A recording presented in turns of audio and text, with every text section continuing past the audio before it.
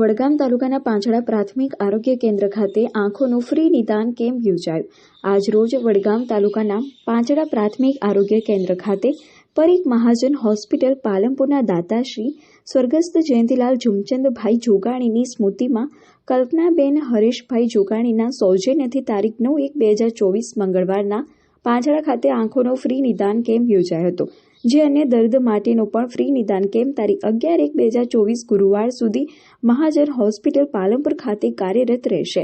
આ ફ્રી નિદાન કેમ્પમાં આંખના નિષ્ણાત તબીબો દ્વારા પ્રથમ દિવસે આંખના પાંછડા પ્રાથમિક આરોગ્ય કેન્દ્ર ખાતે ફ્રી નિદાન કેમ્પમાં આજુબાજુના 20-25 ગામના 1102 દર્દીઓનું નિદાન કરી મફત ચશ્મા અને જરૂરી દવા વગેરે સુવિધાઓ વિનામૂલ્યે આપવામાં આવી હતી. જરૂર જણાય તેવા દર્દીઓને મોતિયાના ઓપરેશન વગેરે કરવામાં આવશે.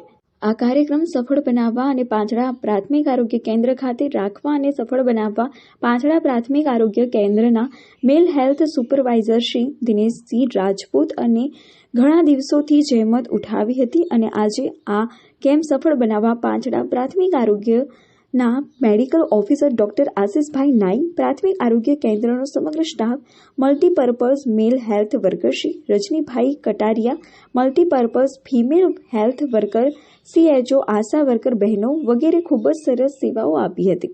આ ફ્રી નિદાન કેમ્પની સેવાઓ આપતા સમય દરમિયાન વડગામ તાલુકાના આરોગ્ય અધિકારી શ્રી ડોક્ટર પ્રકાશભાઈ ચૌધરી પણ ઉપસ્થિત રહી માર્ગદર્શન આપ્યું હતું.